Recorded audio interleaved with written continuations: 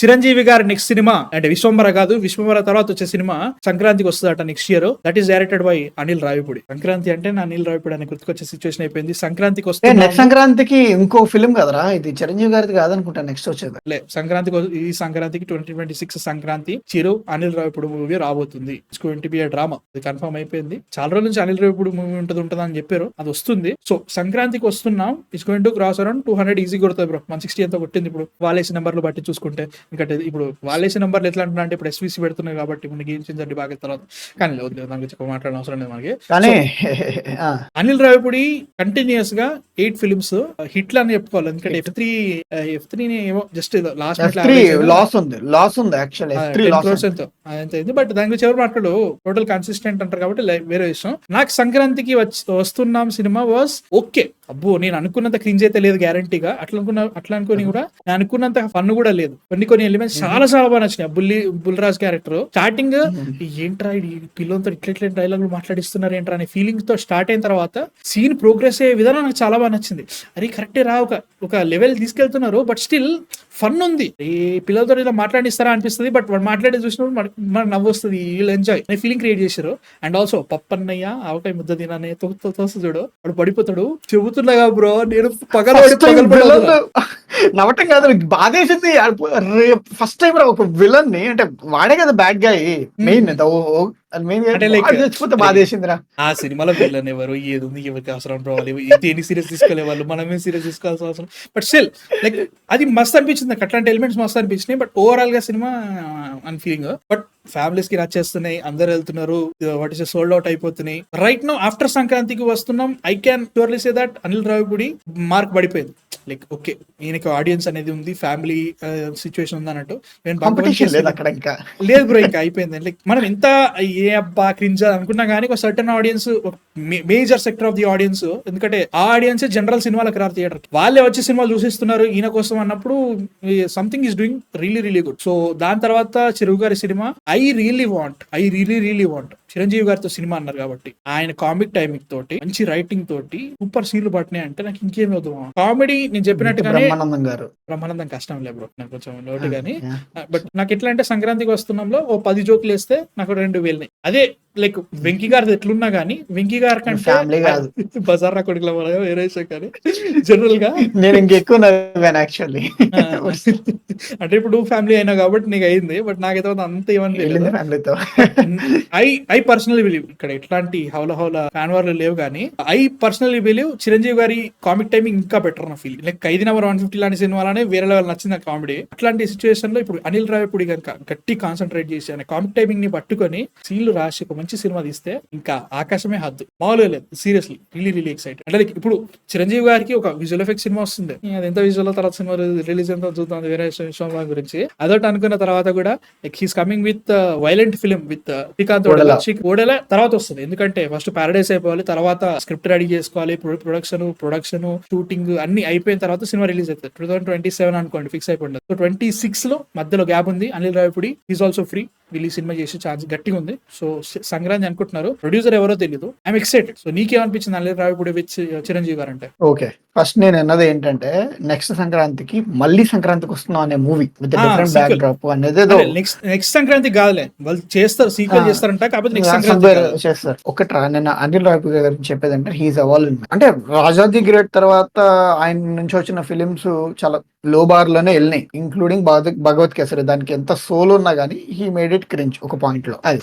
But F2 F3 are the cringiest films of his entire career అని నేను అనుకుంటాను. కానీ నేను సంక్రాంతికి వస్తున్నాము నేను యాక్చువల్లీ అదే ఎక్స్పెక్ట్ చేస్తాను. అరే సరే నవ్వుతున్నారు బట్ మనలాంటి లైక్ నాన్ ఫ్యామిలీ గైస్ పరిస్థితి ఏంటి అలాంటి అంటే లైక్ అలాంటి థాట్ ప్రాసెస్ వెళ్తే నాకు చాలా తక్కువ అనిపించింది క్రింజ్. హీ రియలీ అవ్వాలి స్ట్రక్చర్ లో కానీ అన్ని చోట్ల కూడా ఒక మోటివ్ ని ఇనిషియేట్ చేశాడు.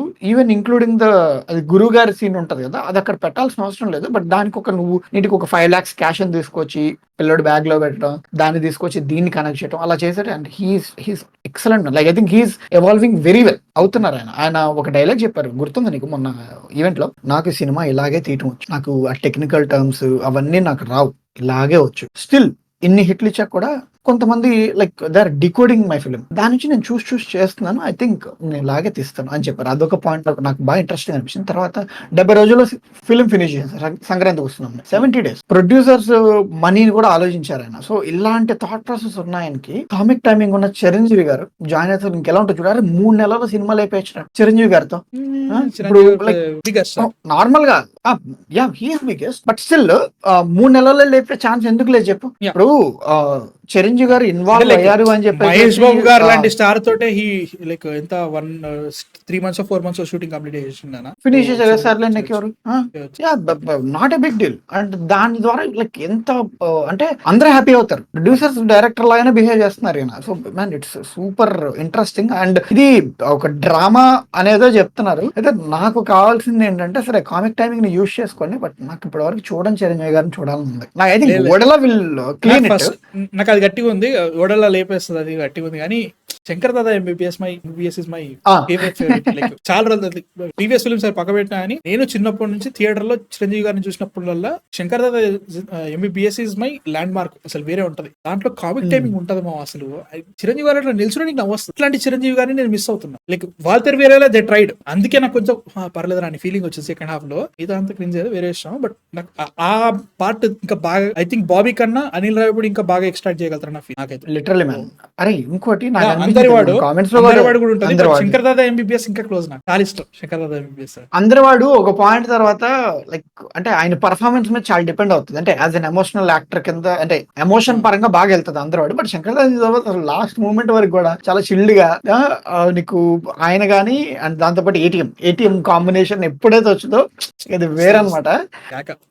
ఈవెన్ ఇది జయ చిరంజీవిలో కూడా ఉంటుంది, లైక్ షింక్ దగ్గర లైక్ ఎడం చేత కడుక్కోవటం ఆ సీన్ ఉంటుంది. జయ చిరంజీవి అంటే ఆఫ్టర్ స్టాలిన్ అంటే లిటరల్ ఏఆర్ మురుగదాస్ సినిమా అది అట్లానే. అని I'm really missing out that kind of Chiranjeevi. Like with కామెడీతో అసలు పగలబడి నవ్వేటోళ్ళం రా అప్పుడైనా కానీ ఇప్పుడైనా కానీ. మళ్ళీ చూసిన అందరి వాడిలో కొన్ని సీన్స్ ఉంటాయి, ఆడ సునీల్ అక్కడ కూర్చొని వాడు ఎందుకు నవ్వుతా ఉంటాడు, ఆ క్యారెక్టర్ అక్కడ కూర్చొని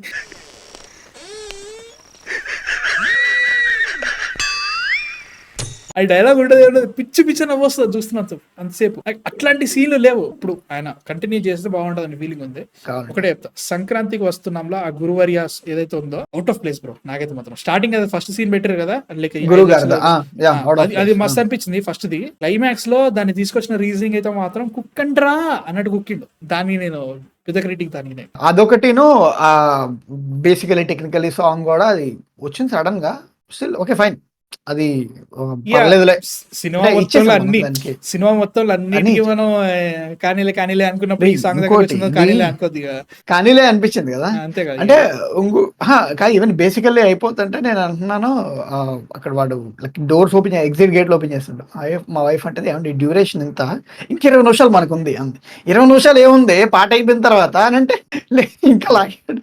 అదే నేను సి సెంటర్కి వెళ్ళాను నిన్న నైట్ వెళ్ళింది మూవీకి. సి సెంటర్ దసరా Day 1 నాకు హౌస్ఫుల్ కాల, నేను థియేటర్ దగ్గర కొన్నట్టు దసరాకి ఫస్ట్ షో. ఈవెన్ అలాగే నేను చాలా సినిమాలకి Day 1 కాంతర కాదు కొంచెం పెద్ద సినిమాలకి నేను Day 1 లో థియేటర్ దగ్గర కొన్నా. మిడిల్ సీట్ కొనుక్కోవాల్సి వచ్చింది. దీనికి మేము ఆన్లైన్ లో బుకింగ్ చూసాం, పైన కొన్ని రోజు ఫిల్ అయినాయి. సర్లే అని చెప్పేసి థియేటర్ దగ్గర కొందాం అని చూస్తే మాకు లాస్ట్ కింద రోలో సెకండ్ రోలో మాకు సీట్స్ దొరికినాయి. థియేటర్ మొత్తం housefull. Saturday night C centre ఆలోచించండి, ఇంకా ఇది కూడా ఫస్ట్ షోనే, అది 6:30 షో. అది పరిస్థితి. చిరంజీవి సినిమా నాకు అట్లుంటే చాలు. అరే చిరంజీవి సినిమా సంక్రాంతికి రాదురా నాకు తెలిసి. అంత ఇక్కడ కామెంట్ కూడా చెప్పారు. Vishwambhara almost shooting finished, I think అయిపోయి ఉంటుంది, షూటింగ్ అయిపోయి ఉంటుంది. మనం ఇంకా ఆల్మోస్ట్ అనుకుంటున్నాం, అప్డేట్స్ లేవు కాబట్టి. ఐ థింక్ ఆయన ఇంకా చిరంజీవి ఇప్పుడు ఓడెలా అనేది రావాలంటే ఆల్మోస్ట్ ఇంకొక 8 months or 1 year పట్టుద్ది అట్లీస్ట్ ట్రాక్ మీద ఎక్కాలంటే. సో ఆయనకి చాలా గ్యాప్ ఉంది. అండ్ అనిల్ రావిపూడి గారు ఫ్రీ ఇప్పుడు ఇంకా లేవు, ఆయన కమిట్మెంట్స్ లేవు. సో ఐ థింక్ ఇప్పుడు ఒక almost like 4-5 months or 6 months లో షూటింగ్ స్టార్ట్ చేసి 2025 ఎండింగ్ కో ఆర్ దసరాకో టార్గెట్ పెడతాడు అనుకుంటున్నాను నేనైతే. దసరాకి 2025 దసరా నువ్వు అనేది వచ్చినా రాదు. నెక్స్ట్ ఇయర్ సంక్రాంతి అవసరం లేదురా. ఒక చిరంజీవి గారి ఫిల్మ్ కి సంక్రాంతి అవసరం లేదు. రాదు bro Sankranti. Next year Sankranti guarantee వస్తుంది, ఫిక్స్ అయిపో. అరే I still have watchmen. Like Chiranjeevi గారికి ఒక మంచి టైం ఉంది అండ్ ఇది ఒక 3 months లో లాగేస్తాడు. క్విక్ గా చేస్తే బాగుంటది అనుకున్నాను. బట్ మీ థాట్స్ ఏంటి అసలు చిరంజీవి గారు విత్ అనిల్ రావిపూడి మూవీ అంటే? సంక్రాంతికి వస్తున్నాం తర్వాత మీ థాట్స్ కింద కామెంట్స్ లో చెప్పండి.